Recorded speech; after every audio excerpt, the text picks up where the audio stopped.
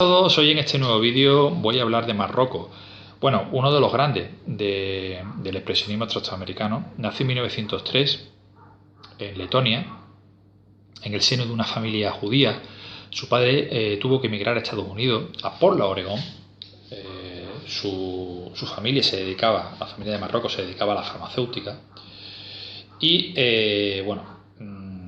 su padre tiene que emigrar a Estados Unidos porque a causa de las represiones antisemitas que existían en el Imperio zarista. Estamos en un contexto histórico que todavía no había surgido la Revolución Rusa de 1917, pero que en esa época, en ese periodo, en el periodo zarista, pues existían muchas persecuciones y represiones a los judíos. Bueno, esa fue la causa por la que su padre tuvo que emigrar a Estados Unidos y su familia. Marrocos allí va a tener que estudiar en la universidad, aunque su padre muere. Va a tener que realizar también trabajos para mantener la economía familiar, pero era un niño bastante inteligente y precoz y va a estudiar en la Universidad de Yale. Va a estudiar Derecho, Ingeniería y va a realizar también muchísimo dibujo, donde se va a dar cuenta de su potencial creativo. A partir de ahí, pues va a estudiar en el Art Student League, aunque hay que hacer un paréntesis, porque Marrocos se consideraba un pintor autodidacta, pero en esta academia había dos artistas muy importantes como Gorky y Max Weber. Este último va a ser muy importante para él en su carrera artística, porque gracias a este autor va a visualizar el arte como una herramienta emocional y religiosa. Gorky también va a ser una figura importante para experimentar en el surrealismo, como ahora veremos. Durante los años 20 y 30 va a estudiar mucho las vanguardias, va a visitar las exposiciones del MoMA, realizó obras figurativas, ahí lo tenemos, retratos, desnudos, interiores con figuras, paisajes urbanos, tanto sobre papel como lienzo.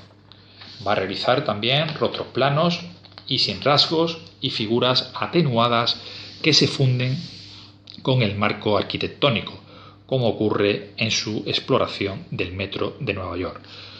La influencia de Giorgio Rowl, de Cézanne o de Picasso, por ejemplo, pues es patente, se ve patente. De Kisling también, de la Comunidad de París. Hay que tener en cuenta que Max Weber, que fue su maestro, viajó a esta ciudad y estuvo en contacto con todos estos grandes artistas, con Picasso, con la Comunidad de París, con Modigliani, con Brancusi, con Kisling.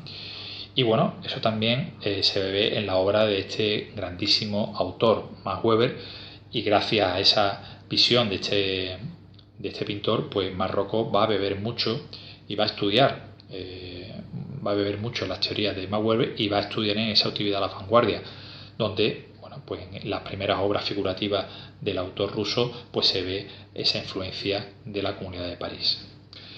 Durante la década de 1940 va a entrar en el surrealismo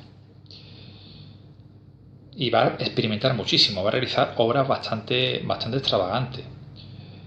Pero una de ellas, la escena bautismal, que la tenemos de 1945, nos va a recordar pues a Miró, a Dalí y también a su maestro, a Gorky, un pintor que era armenio y que también fue uno de los grandes de esta corriente artística que estamos hablando, del expresionismo abstracto americano.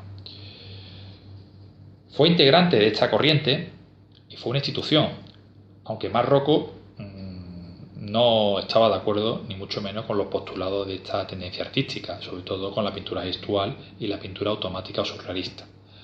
Él consideraba la pintura tenía otra visión de la pintura, que era más contemplativa, filosófica y religiosa. Había muchísimos artistas grandes como Barry Newman, Clifford Steele, William de Kooning, Jackson Pollock. Era un grupo de artistas que tenían sus diferencias.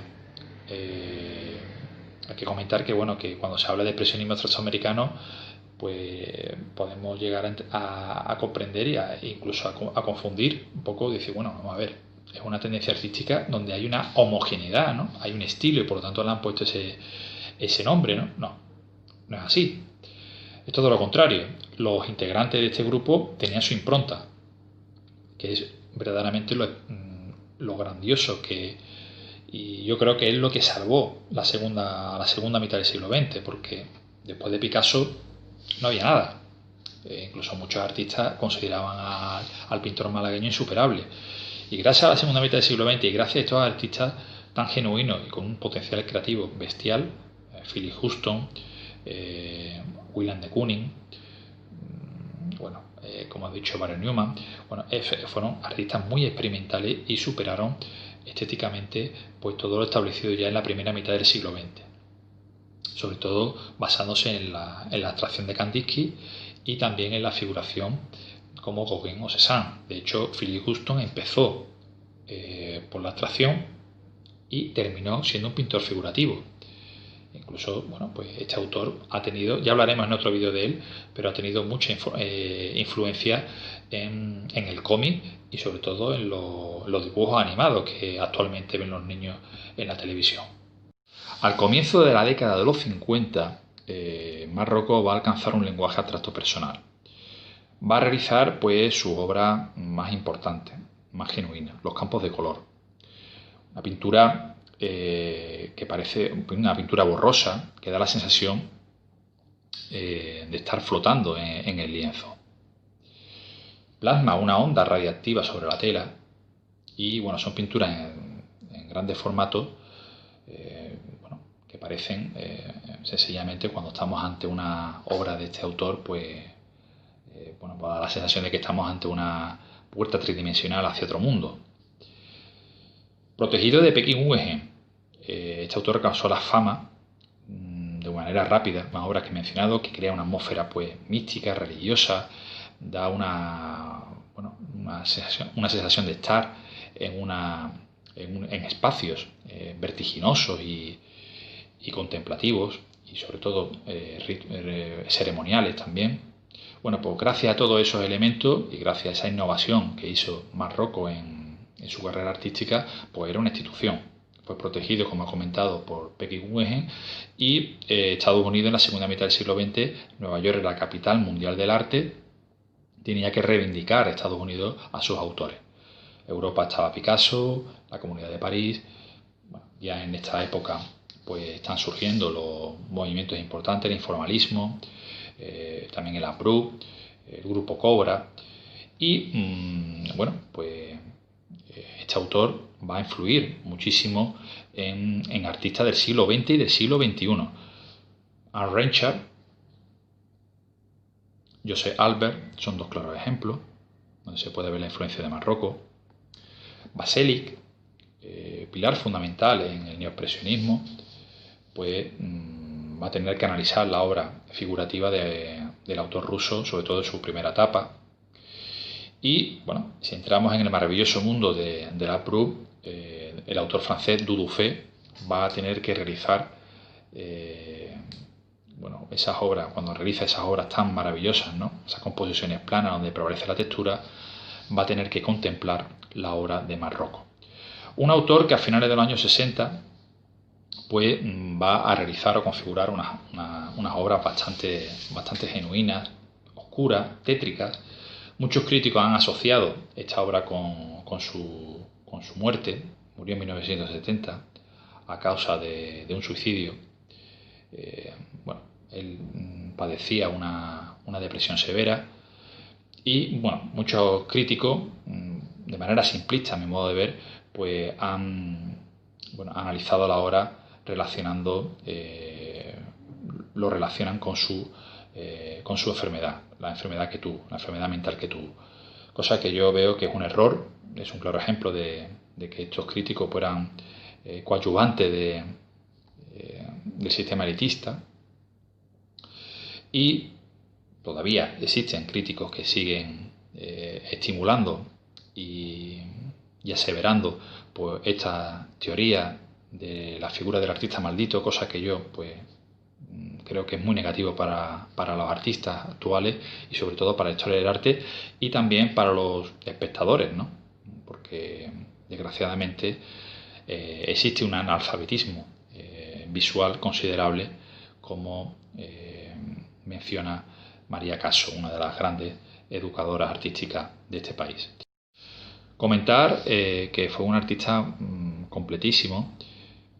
Bueno, trabajó en el realismo, en el expresionismo, se basó mucho en la vanguardia del siglo XX, en la primera mitad del siglo XX, y experimentó en el surrealismo. Muy pocos autores han llegado a aportar cosas nuevas en tendencias artísticas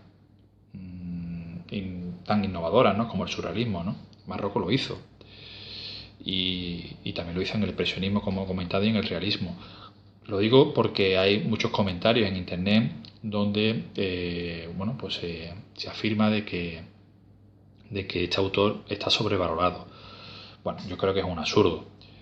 Su obra, su trabajo artístico está por encima de cualquier realidad y de cualquier sistema establecido.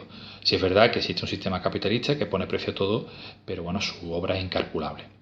Si os ha gustado el vídeo, suscribíos a mi canal, dadle al like, podéis encontrarme en Instagram y en Facebook Alejandro Aldehuela. Hasta el próximo vídeo, un saludo.